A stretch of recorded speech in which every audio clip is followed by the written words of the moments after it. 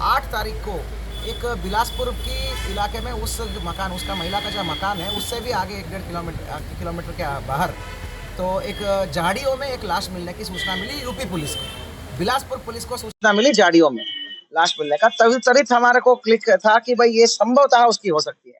तो हमारी पूरी पुलिस टीम ने अभी ये नहीं देखा कि ये उत्तर प्रदेश का घटनास्थल है। हमने पूरी पुलिस टीम पूरी तत्परता के साथ पूरी डेडिकेशन के साथ सारे मानव संसाधन वहां लगा दिए। तो जैसा अंदेशा था वैसा ही हो गया। वो लाश उस महिला का ही निकला। बहुत सड़ी गली कंडीशन में था और निरंतर धूप और बारिश की वजह से बहुत सड़ी गली कंडीशन में था।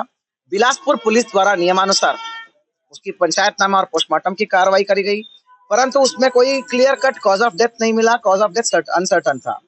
बट मैं आपको बताना चाहूंगा, क्योंकि उत्तराखंड पुलिस महिला क्राइम्स को लेकर बहुत संवेदनशील रहती है, हमने कभी इस केस को नहीं छोड़ा कि भाई वो टेरिटोरियल मामला है, जुरिडिक्शन मामला है, इसके हवाले छोड़ा नहीं। हमने पूरी ताकत लगा के उस केस में लगे रहे और हमें जानकारी मिली कि ये कुछ अलग टाइप का केस है, उसकी सारी सामान मिसिंग है। घटना तो कुछ और ही है, कुछ और चीज हुआ है इसके साथ, वारदात हुआ है करके, मतलब संभवतः हत्या तो हुआ ही है करके उसी मंशा से हम चल रहे थे। तो इसी बीच हमको बहुत अच्छा लीड मिला हाल ही में, जिसमें महिला का फोन चल गया है। उस महिला का फोन राजस्थान में चलने की सूचना मिली और बहुत शातिर अपराधी है, कभी स्विच ऑन करता था, कभी स्विच ऑफ करता था। और इसी दौरान हमको एक व्यक्ति भी दिखा। गहन अध्ययन पर हमको सीसीटीवी में जो है, जो महिला जब चल रही थी उसके काफी देर बाद पीछे से एक और व्यक्ति जाता हुआ दिखा। उसको हमने संदेहास्पद नजर से देखना शुरू किया, उसको हमने प्राइम सस्पेक्ट माना, उसकी ट्रेस आउट किया। तो इस प्रकार मैनुअल और टेक्निकल के आधार पर तो हमने आखिरकार उस व्यक्ति को पकड़ लिया। उसका नाम है धर्मेंद्र, मूल रूप से बरेली का रहने वाली है। मजदूरी का काम करता है, दिहाड़ी मजदूरी और लेबर का काम करता है, बेसिकली लकड़ी और बल्ली पंटी का काम करता है। उस समय बिलासपुर के इलाके में लगातार 4-5 दिन काम करता था। ये इस महिला को जानता भी नहीं है, ना पहचानता है, ना पहले से पूछा किया है, कुछ भी नहीं है, कोई जान पहचान नहीं।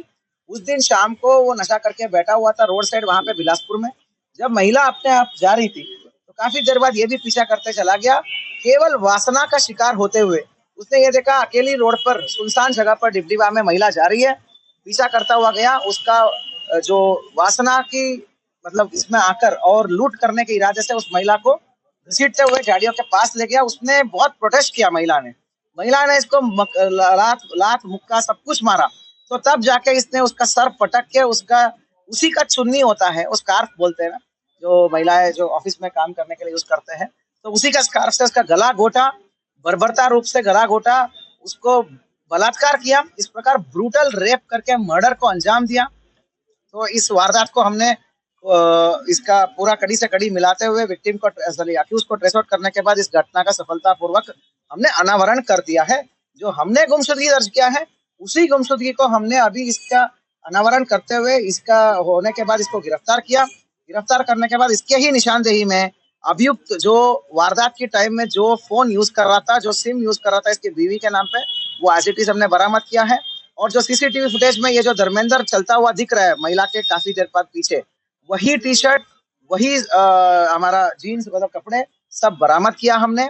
और भी बहुत सारे महिला के सामान मिसिंग है। ये कुछ कुछ कहानियां बता रहे हैं, कहाँ कहाँ उसने छुपा रखा है, क्या कर रखा है, वो सब विवेचना का पार्ट है। भविष्य में कार्रवाई होगा। कुल मिला के साथियों, रेप विथ मर्डर, लूट विथ मर्डर और मर्डर, ये सारे धारा हमने लगा दिया है। ये बहुत आईपीसी का आईपीसी नहीं, बीएनएस का सबसे serious and most heinous crime में आता है। इसका पनिशमेंट डेथ भी है, डेथ तक भी है। तो हम आशा करते हैं कि इसमें बेहतर इन्वेस्टिगेशन करेंगे।